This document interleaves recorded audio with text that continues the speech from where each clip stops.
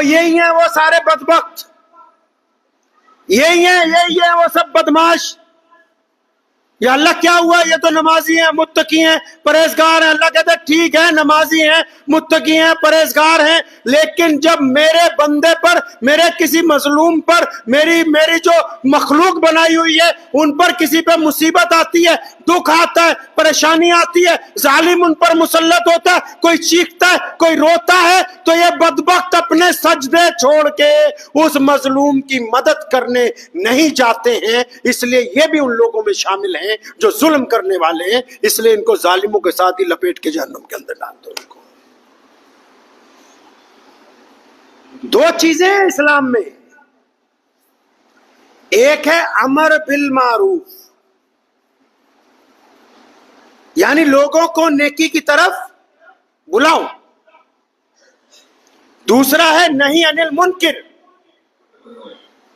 کہ جو بدماشی کرتے ہو، گنڈا گردی کرتے ہو،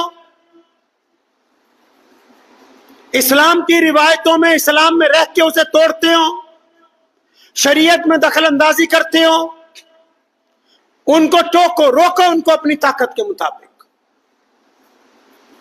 اسلام نے کہا نا ایمان کے 3 درجے. پہلا، برائی کو دیکھو تو اپنے ہاتھ سے روکو. دوسرا، برائی کو دیکھو تو اپنی زبان سے روکنے کی کوشش کرو. تیسرا، اگر برائی کو دیکھے تو اپنے دل میں کم از کم برا مانو.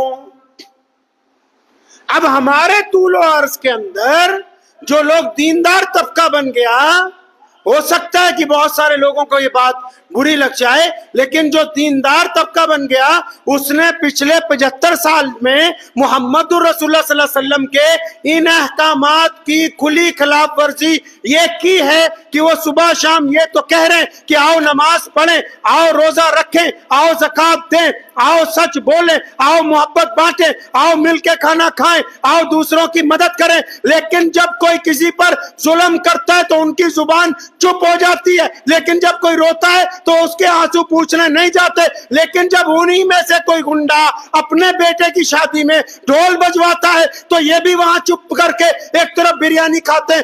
ان کے معاشرے کا کوئی پردھان، ان کی مسجد کا کوئی ذمہ دار جب اپنے بچوں کی شادی میں مخلوط کھانا کھلاتا ہے تو یہ اس کو ٹوکتے نہیں ہیں. انہی کے معاشرے کے لوگ جو داڑھی منڈواتے، جو باہر شراب پیتے، وہ مسجد میں آ کے شورا کے ممبر بنتے ہیں تو یہ ان کو ٹوکتے نہیں ہیں، کیونکہ یہ لوگوں کو ملائی بانٹ کر کے اپنی رضامندی چاہتے ہیں، ناراضگی مول لے کے اللہ کی رضامندی نہیں چاہتے.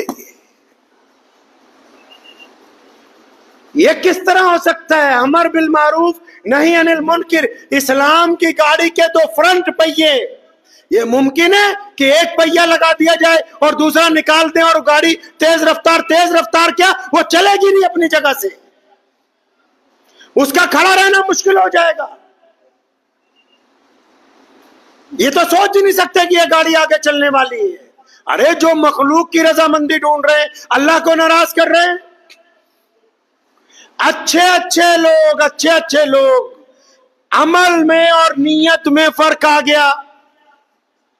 کسی دکاندار کے پاس چلے جائیں اچھے، اگر کوئی غریب سامان خریدنے آئے گا، وہ بولے گا جناب یہ چاہیے، تو کپڑے کا مثال کے طور پہ کوئی دکان ہے، وہ ایک چیز اس کے سامنے کھول کے رکھے گا، وہ کہے گا کچھ اور دکھاؤ، دوسری رکھے گا، وہ کہے گا کچھ اور دکھاؤ، کہے گا بھیا لینا ہے لو، نہیں لینا تو جاؤ.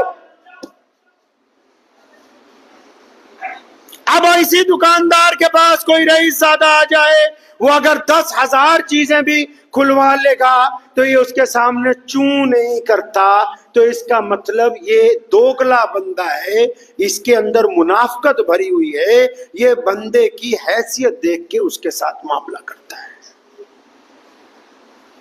دیندار طبقوں میں بھی یہی ہے. ہو سکتا ہے کہ بہت سارے لوگوں کو پھر یہ بات نہ اچھی لگے.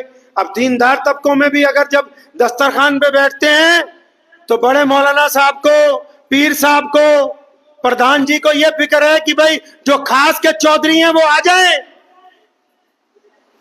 کوئی غریب اگر ان کے ساتھ بیٹھ جائے گا اس کو بولے ذرا تو اٹھ جا، یہاں فلاں چودھری صاحب کو بٹھانا ہے.